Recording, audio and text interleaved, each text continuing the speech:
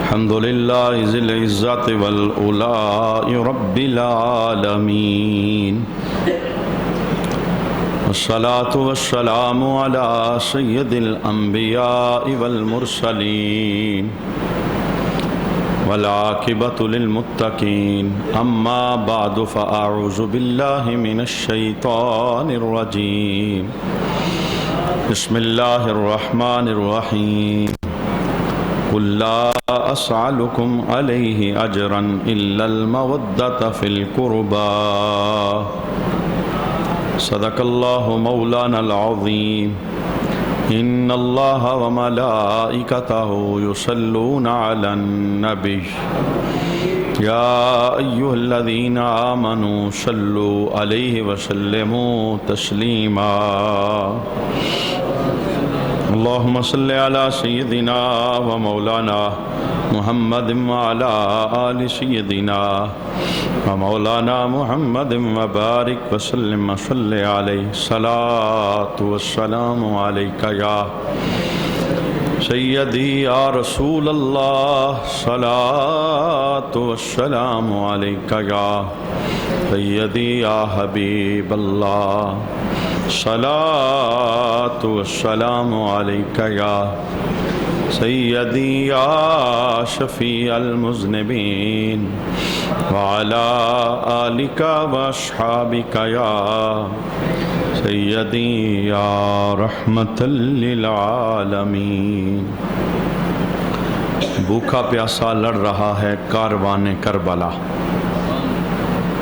بھوکا پیاسا لڑ رہا ہے کاروان کربلا، آنکھ نم ہوتی ہے سن کر داستان کربلا. سر کٹایا پر نہیں جھکنے دیا تھا دین کو، سر کٹایا پر نہیں جھکنے دیا تھا دین کو، یاد ہے ہم کو ابھی تک داستان کربلا. اور لٹ گیا سارا گھرانہ سرور کونین کا، لٹ گیا سارا گھرانہ سرور کونین کا، رو رہا ہے خون اب تک آسمان کربلا. تو نے چوما پاؤں سردار جہاں کے لال کا، تو نے چوما پاؤں سردار جہاں کے لال کا، میری جان تجھ پر فدا اے خاک دان کربلا. اور جان و دل سب کچھ لٹا دو مصطفیٰ کے دین پر، جان و دل سب کچھ لٹا دو مصطفیٰ کے دین پر، ساری امت کے لیے ہے یہ بیان کربلا. حضرت ابن علی سا طول سجدہ ہے کہاں، حضرت ابن علی سا طول سجدہ ہے کہاں، سجدہ جاوید ہے یہ درمیان کربلا. ہو گئی ہے زندگی ویران اب میری حضور، ہو گئی ہے زندگی ویران اب میری حضور، گل کھلا دیں اس میں بہر گلستان کربلا. زندگی کی لذتیں ملتی نہیں الفت کو اب، کاش وہ ہو جائے آقا مداح خان کربلا. بعد از حمد و صلات لائق عزت و تکریم جمیع احباب سمین ذی وقار، آقا حضور رحمت عالم صلی اللہ علیہ وآلہ وسلم کے عالی خاندان کے عنوان پر ہماری گفتگو جاری تھی. اللہ شہداء کے درجات میں اضافہ فرمائے اور شہداء کربلا کا امت کے لیے صبر کا اور دین پر مر مٹنے کا استقامت کا جو پیغام ہے، امت کو اس سے فیض یاب ہونے کی اللہ توفیق عطا فرمائے، اور دین کی قدروں کی حفاظت کی اللہ ہمیں سعادت عطا فرمائے. آقا حضور رحمت عالم صلی اللہ علیہ وآلہ وسلم نے جب اپنی بیٹی فاطمہ سلام اللہ علیہا کا نام رکھا تو صحابہ نے پوچھا یا رسول اللہ صلی اللہ علیہ وآلہ وسلم، آپ نے اپنی بیٹی کا نام فاطمہ رکھا تو یہ نام رکھنے کی کیا وجہ ہے؟ چونکہ آقا حضور رحمت عالم صلی اللہ علیہ وسلم نے جتنے بھی نام رکھے وہ نام اللہ کی طرف سے آپ کو عطا کیے گئے. حسن اور حسین کا نام بھی میرے محبوب کریم علیہ السلام نے رکھا، کیونکہ جب ان کی ولادت ہوئی تو حضرت علی رضی اللہ تعالیٰ عنہ کہتے ہیں کہ میں نے ان کا نام حرب سوچا ہوا تھا، تو جب سرکار تشریف لائے تو سرکار نے فرمایا کہ ان کا نام حرب نہ رکھو بلکہ حسن رکھو، اور حسین کا بھی میں نے یہی نام سوچا تھا تو سرکار نے فرمایا ان کا نام حسین رکھو۔ اور جب میں نے پوچھا یا رسول اللہ صلی اللہ علیہ وسلم یہ نام رکھنے کی کیا وجہ ہے، تو سرکار علیہ الصلوۃ والسلام نے فرمایا کہ حسن و حسین کا جو میں نے یہ نام رکھا ہے یہ میں نے اپنے پاس سے نہیں رکھا، یہ مجھے میرے رب نے حکم عطا فرمایا۔ اور جب حسن اور حسین نام رکھا گیا اس سے پہلے روئے زمین پر یہ نام کسی کا بھی نہیں تھا، اور اب آپ اگر یہ جملہ بولنا چاہیں تو بالکل بول سکتے ہیں کہ کروڑوں لوگ اور اربوں لوگ ایسے ہیں کہ جو حسن حسین نام رکھ کر فخر محسوس کرتے ہیں۔ یعنی دنیا کے اندر آپ کو یزید نام کا بندہ نہیں ملے گا، یزید کا نام گالی بن گیا اور یزید کے ساتھ کوئی اپنا تعلق نہیں جوڑ رہا اور نہ جوڑتا ہے، لیکن گلی گلی کے اندر حسین نام والے بندے غلامی حسین کا نعرہ لگاتے موجود ہیں۔ یہ اس بات کی روشن دلیل ہے کہ اللہ نے قیامت تک کے لیے مرشد حسین کو فتح عطا فرمائی ہے۔ یعنی فتح کا یہ بھی ایک انداز ہے کہ جس نام کو اس نے مٹانے کی کوشش کی، اللہ کریم نے شرق و غرب کے اندر اس نام کو جاری و ساری فرما دیا۔ تو صحابہ نے پوچھا یا رسول اللہ صلی اللہ علیہ وسلم یہ جو نام آپ نے رکھا ہے فاطمہ، اس کی وجہ کیا ہے؟ تو میرے محبوب کریم علیہ السلام نے ارشاد فرمایا انما سمیت ابنتی فاطمہ، میں نے جو اپنی بیٹی فاطمہ کا نام رکھا ہے، فرمایا اس کی وجہ یہ ہے لأن اللہ فاطمہا ومحبیہا علی النار، کہ اللہ کریم نے میری بیٹی کو اور میری بیٹی کے عقیدت مندوں کو ہمیشہ کے لیے دوزخ سے آزاد فرما دیا ہے۔ یعنی یہ اس نام کی برکات میں سے ایک برکت ہے اور حب آل رسول کی ایک خوبصورت دلیل ہے جو نبی کریم صلی اللہ علیہ وآلہ وسلم اپنی زبان حق ترجمان سے بیان فرماتے ہیں کہ میں نے اپنی بیٹی کا نام فاطمہ وہ اس لیے رکھا ہے کہ میری بیٹی فاطمہ بھی آگ سے محفوظ ہے، اور جو سچے عقیدے کے ساتھ سچی عقیدت کرے گا میری بیٹی اور میری بیٹی کے خاندان کے ساتھ، اللہ اسے بھی دوزخ سے محفوظ فرما لے گا۔ آقا حضور رحمت عالم صلی اللہ علیہ وآلہ وسلم نے ایک اور حدیث کے اندر آل کی محبت کے متعلق یہ کلام ارشاد فرمایا الزامو مودتنا اہل البیت، فرمایا لوگو میرے گھر والوں کی مودت کو لازم پکڑ لو۔ دو چیزیں ہوتی ہیں، ایک ہوتی ہے محبت اور ایک ہوتی ہے مودت۔ تو نبی کریم صلی اللہ علیہ وآلہ وسلم نے اپنے خاندان کے ساتھ اپنے گھر والوں کے ساتھ محبت کا حکم نہیں دیا بلکہ مودت کا حکم دیا، اور قرآن پاک کے اندر جس آیت کے ذریعے نبی کے گھر والوں کا قرابت داروں کا پیار اور محبت یہ فرض قرار دیا گیا، قُلْ لَا أَسْأَلُكُمْ عَلَيْهِ أَجْرًا إِلَّا الْمَوَدَّةَ فِي الْقُرْبَى، وہاں بھی لفظ مودت کا استعمال ہوا، حالانکہ جو محبت ہے یہ بھی قرآن پاک ہی کا لفظ ہے، قُلْ إِن كُنْتُمْ تُحِبُّونَ اللَّهَ فَاتَّبِعُونِي يُحْبِبْكُمُ اللَّهُ، یہ بھی قرآن کا لفظ ہے، لیکن نبی کے خاندان کے لیے محبت کا لفظ نہیں بلکہ مودت کا لفظ استعمال کیا گیا۔ اور اس حدیث کے اندر بھی رسول اللہ نے فرمایا الزامو مودتنا اہل البیت، میرے گھر والوں کے ساتھ مودت کرو۔ اور مفسرین نے بڑا خوبصورت اس کا معنی بیان فرمایا، مفسرین کہتے ہیں کہ مچھلی کو پانی کے ساتھ محبت نہیں ہے بلکہ مودت ہے۔ معنی کیا کہ اگر مچھلی کو پانی سے جدا کر دیا جائے، باہر نکال دیا جائے، مچھلی کی جان چلی جاتی ہے، یعنی محبت سے مودت اوپر والا درجہ ہے، محبت نیچے والا ہے اور مودت اوپر والا درجہ ہے۔ تو فرمایا مچھلی کو پانی سے خالی محبت نہیں ہے، مودت ہے۔ اگر مچھلی کو پانی سے کٹ دیا جائے، کاٹ دیا جائے، نکال دیا جائے، جدا کر دیا جائے، مچھلی کی جان چلی جاتی ہے۔ اور اگر کلمہ پڑھنے والے کی زندگی سے حب آل رسول نکل جائے تو اس کا ایمان چلا جاتا ہے۔ یعنی یہ مودت کا معنی ہے کہ اے کلمہ پڑھنے والو، اے امتیو، اے غلامو، نبی کے گھر والوں کی مودت کو لازم پکڑو، اس کے بغیر تمہارا عمل مکمل نہیں ہے، تمہاری نماز روزہ مکمل نہیں ہے، تمہارے ایمان کو قبول نہیں کیا جائے گا۔ چونکہ ایمان کا نبی کے گھر والوں کے ساتھ تعلق مودت کا یوں ہی ہوتا ہے جیسے مچھلی کا پانی کے ساتھ تعلق ہوتا ہے. مچھلی کو پانی سے جدا کرو اس کی جان چلی جاتی ہے، اور اگر کسی کی زندگی سے وہ بے آل رسول نکل جائے تو اس کا ایمان ختم ہو جاتا ہے. گویا ایمان کے بچانے کے لیے، ایمان کے تحفظ کے لیے، کلمے کو بچانے کے لیے آقا حضور رحمت عالم صلی اللہ علیہ وآلہ وسلم کی نسبتوں کے ساتھ پیار کرنا، نبی کریم کے خاندان کے ساتھ پیار کرنا، یہ لازم اور ضروری ہے.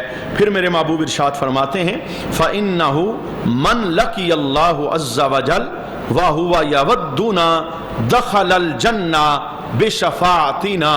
میرے محبوب نے فرمایا کہ جو بندہ اللہ سے اس حال میں ملے کہ وہ میرے گھر والوں سے مودت کرتا ہو. پہلے کہا اے کلمہ پڑھنے والوں، آل بیت کے ساتھ مودت کو لازم پکڑ لو، میرے خاندان کے ساتھ مودت کو لازم پکڑ لو. فرمایا جو بندہ اس حال سے اللہ سے ملاقات کرے، یعنی اس کی موت آئے اس حال کے اندر کہ اس کا تعلق میرے ساتھ اور میرے گھر والوں کے ساتھ پختہ ہو، تو میرے محبوب کریم علیہ السلام ارشاد فرماتے ہیں دخل الجنت بشفاعتنا، وہ بندہ مجھ محمد کی شفاعت سے جنت میں داخل ہو جائے گا. یعنی یہ آقا حضور رحمت عالم صلی اللہ علیہ وسلم نے آل کی محبت کو اخروی منازل کی کامیابی کے ساتھ بہت خوبصورت انداز کے اندر بیان فرمایا. ایک نہیں درجنوں احادیث اس عنوان کے اوپر موجود ہیں، اور امام فخر الدین رازی نے تفسیر کبیر کے اندر اس حدیث شریف کو پوری سند کے ساتھ بیان فرمایا کہ میرے محبوب نے فرمایا الا ومن مات علی حب آل محمد مات شہیدا. فرمایا سنو، جو میری اور میری آل کی محبت کے اندر دنیا سے جائے گا عام موت نہیں مرے گا، رب اسے شہادت والی موت عطا فرمائے گا. شہادت کی 40 قسمیں علامہ جلال الدین سیوطی نے بیان فرمائی، یعنی مختلف شہادت کی قسمیں ہیں. ایک تو فقہی شہید ہوتا ہے جو میدان کارزار کے اندر دشمن کے سامنے جا کے لڑتا ہے، سینے میں گولی کھاتا ہے، گلے پہ تلوار لگتی ہے، دشمن کو کاٹتا ہے، خود کٹتا ہے، یہ فقہی شہید ہوتا ہے. اور اس کے علاوہ بھی اس امت کو فیض یاب کرنے کے لیے میرے محبوب کریم علیہ السلام نے شہادت کی اور قسموں کو بھی بیان فرمایا. بندہ رات سو رہا تھا، اچانک پیٹ میں درد اٹھا اور وہی درد اسے قبر تک لے گیا، یعنی اس کی موت کا سبب بن گیا.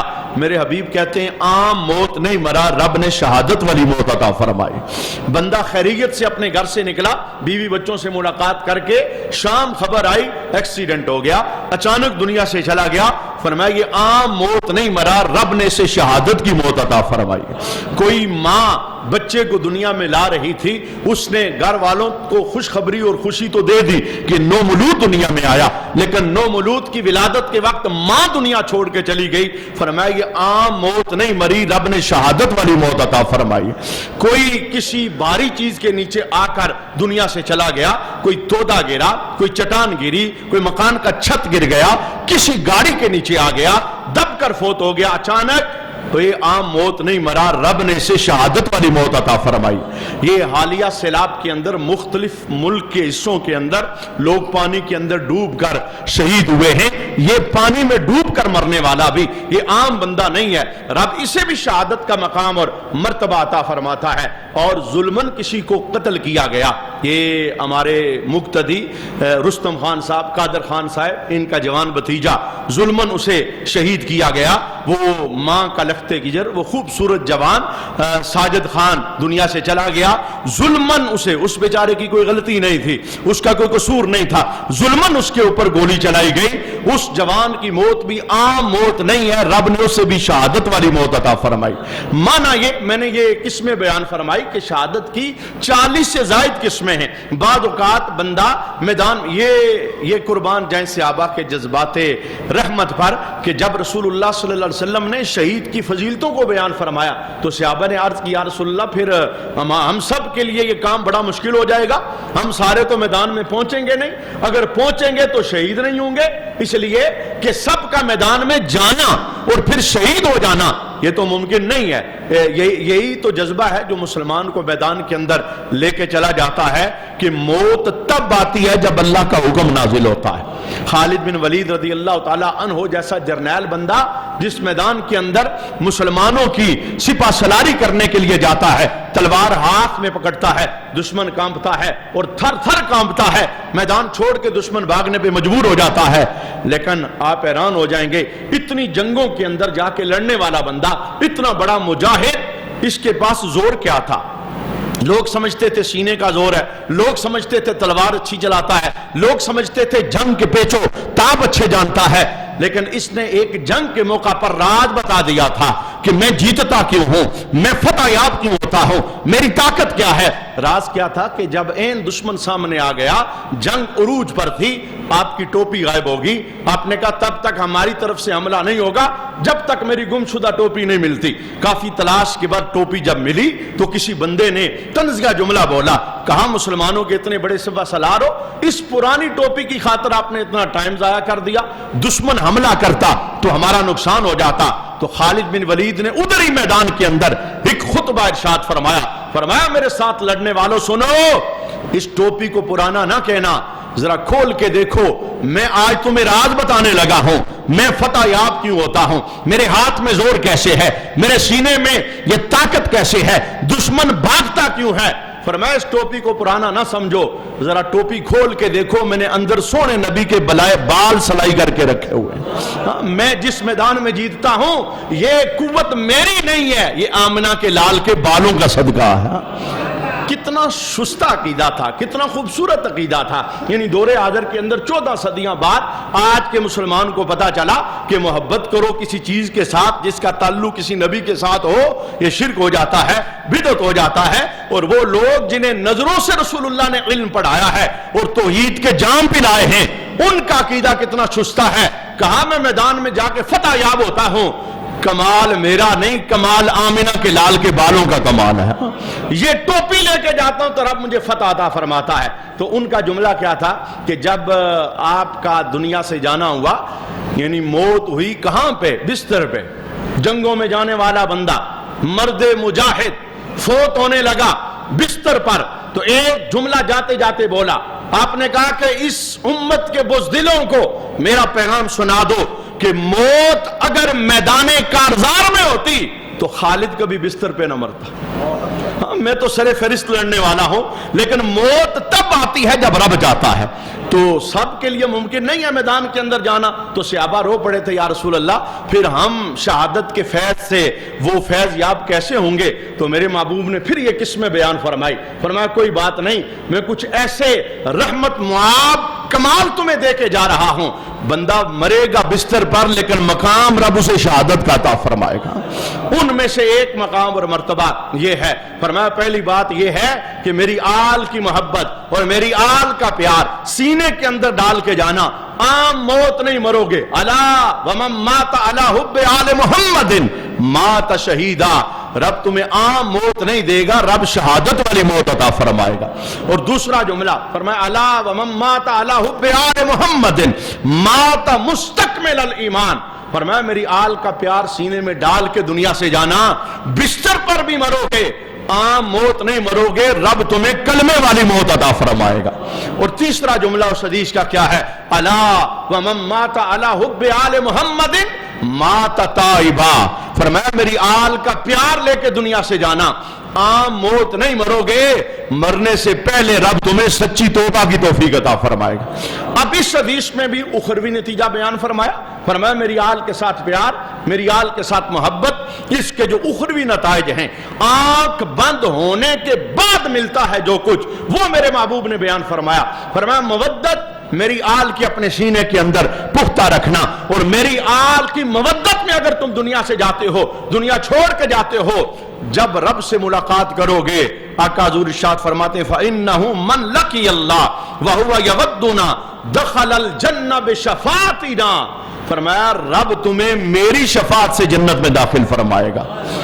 پھر میرے محبوب کریم علیہ الصلوۃ والسلام نے قسم اٹھا کے ایک جملہ بولا، حالانکہ نبی کریم کو قسم کی عادت نہیں، وہ تو خالی زبان سے جملہ بولیں وہ بھی 100% ہے، لیکن جملے کو پختہ کرنے کے لیے، عنوان کی اہمیت کو سمجھانے کے لیے اللہ کے حبیب نے قسم اٹھائی، والذی نفسی بیدہ، اس ذات کی قسم جس کے قبضہ قدرت میں مجھ محمد کی جان۔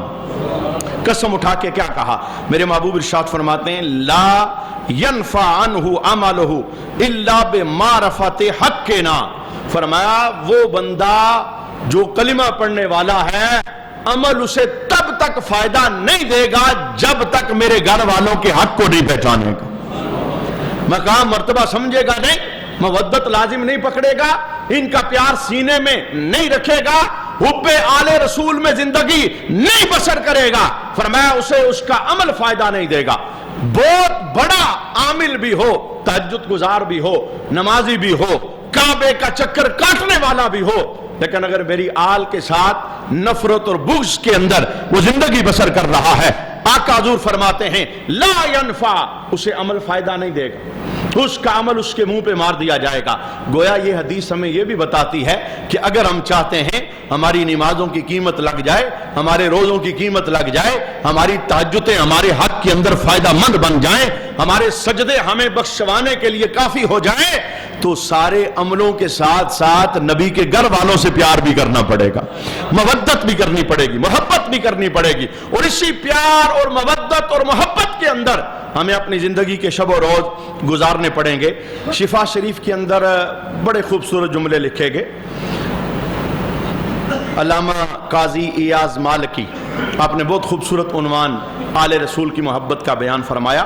آپ فرماتے ہیں معرفت آل محمد برات من النار، فرمایا آل محمد یعنی آل رسول کی معرفت بندے کو آگ سے محفوظ رکھتی ہے، برات من النار، بری کر دیتی ہے آگ سے۔ اور دوسرا جملہ وحب آل محمد جواز علی الصراط، فرمایا نبی کے گھر والوں کا پیار یہ پل صراط سے گزرنے کا پاسپورٹ ہے، یعنی وہ بندہ پل صراط سے پار جائے گا جس کے سینے کے اندر حب آل نبی ہوگا، حب آل رسول ہوگا، جو نبی کے خاندان کے ساتھ ٹوٹ کے محبت کرنے والا ہوگا وہ پل صراط سے پار ہو جائے گا۔ اور تیسرا جملہ قاضی ایاز مالکی آپ ارشاد فرماتے ہیں والولایۃ لآل محمد امان من العذاب، فرمایا نبی کی آل کی ولا اور محبت اور پیار اور نسبت فرمایا بندے کو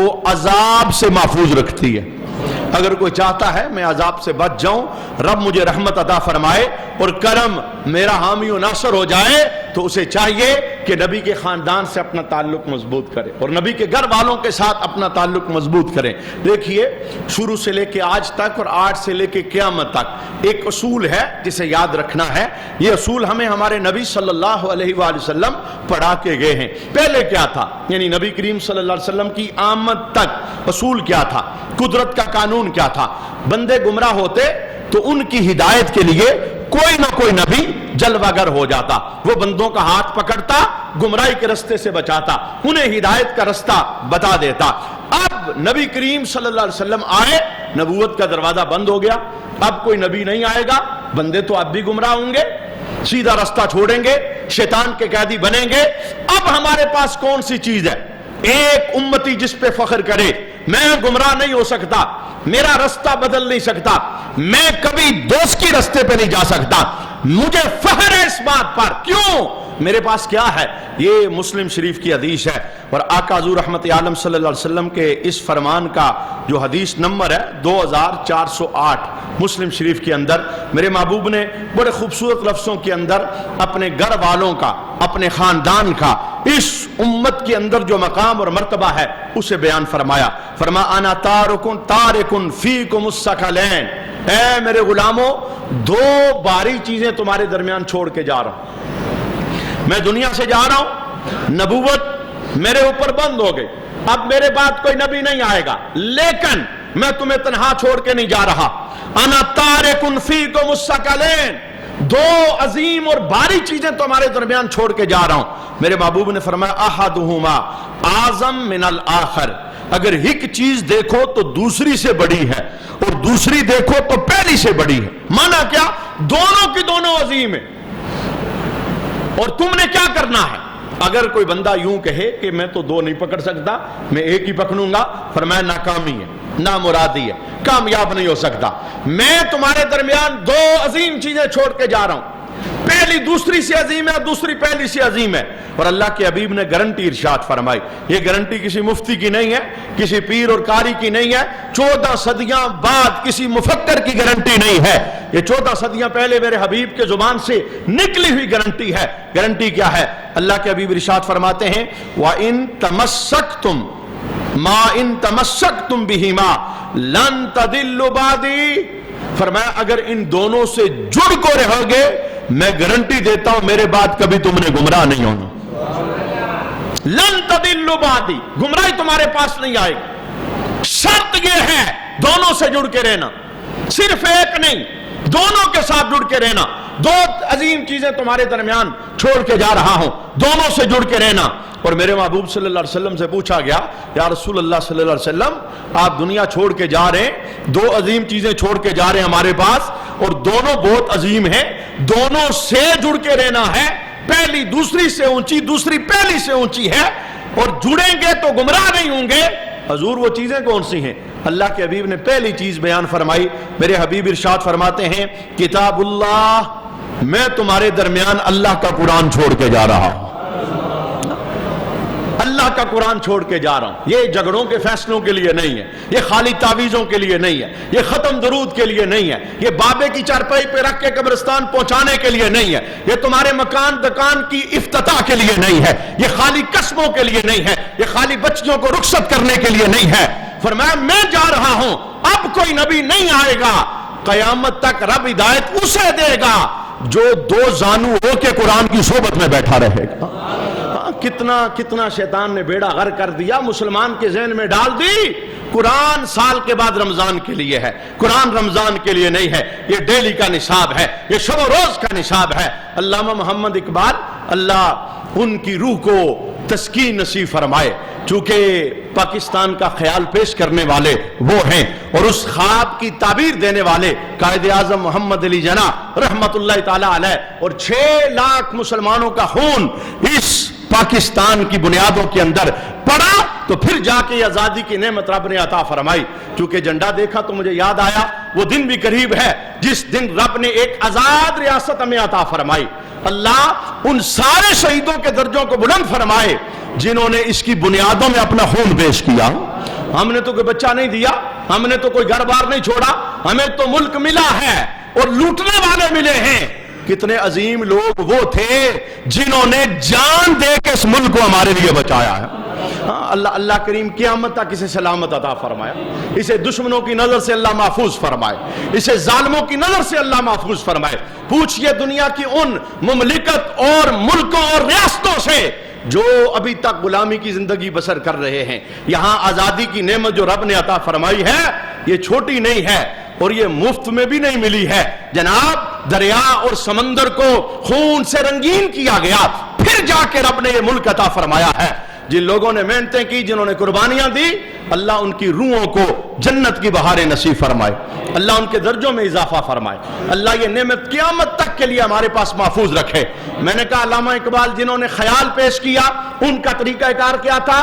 مطالعے کی میز پہ بیٹھتے ہیں، قرآن ہر وقت مطالعے کی میز پہ۔ ایک بندہ چلا گیا ملنے کے لیے، کہتا ہے میں نے تو آپ کو بڑا علامہ سمجھا تھا، اور آپ نے ٹیبل پہ قرآن رکھا ہوا ہے، آپ نے ٹھنڈی آ بھری۔ آپ نے کہا میں تمہیں یہی سمجھانا چاہتا ہوں، قرآن الماریوں میں رکھنے کے لیے رب نے نہیں بھیجا، قرآن رب نے پڑھنے کے لیے بھیجا ہے۔ میں نے مطالعے کی میز پہ اس لیے رکھا ہے، صبح ہوتی ہے تو قرآن پڑھتا ہوں اور رب سے پوچھتا ہوں ربا بتا دن کیسے بسر کروں، رات ہوتی ہے تو قرآن پڑھتا ہوں اور رب سے پوچھتا ہوں بتا رات کیسے بسر کروں۔ مانا یہ کہ قرآن ہمارے شب و روز کا عنوان ہے۔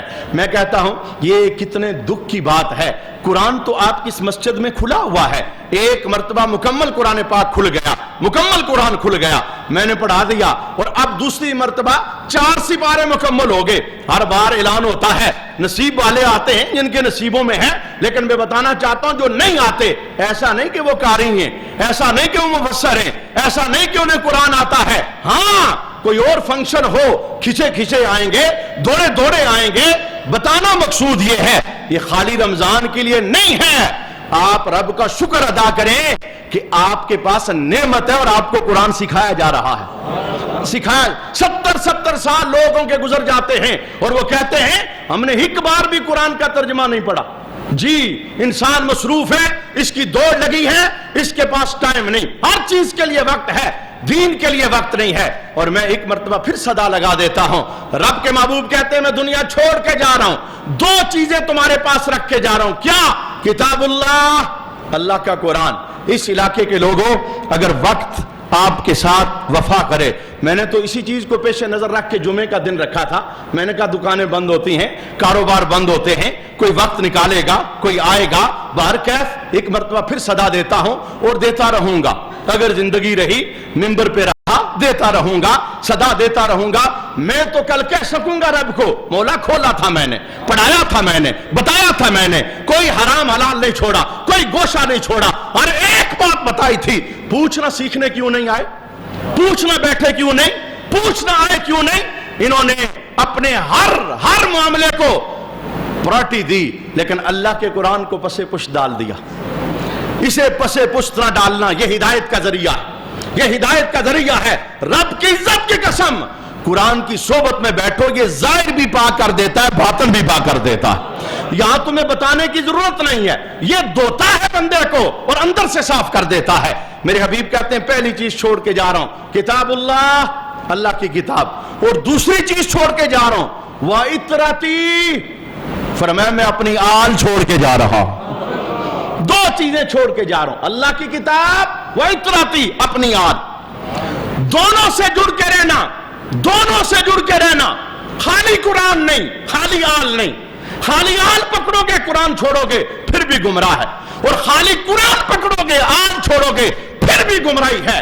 اگر چاہتے ہو ہدایت کی منزل مل جائے, فرمایا قرآن ہاتھ میں رکھنا, آل کی محبت سینے میں رکھنا, رب جنت کا رستہ عطا فرما دے گا.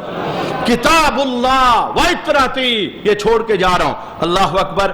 میرے محبوب نے ان دونوں کا تعلق بیان کیا, فرمایا قرآن آل سے جدا نہیں, آل قرآن سے جدا نہیں. اگر عملی تصویر دیکھنا چاہو وہ بھی بتا دیتا ہوں, اور اگر قولی تصویر دیکھنا چاہو حدیث کی روشنی میں وہ بھی بتا دیتا ہوں. اگر عملی تصویر دیکھنا چاہو کہ قرآن آل سے جدا نہیں اور آل قرآن سے جدا نہیں, کربلا کے میدان میں اپنے آپ کو لے جاؤ.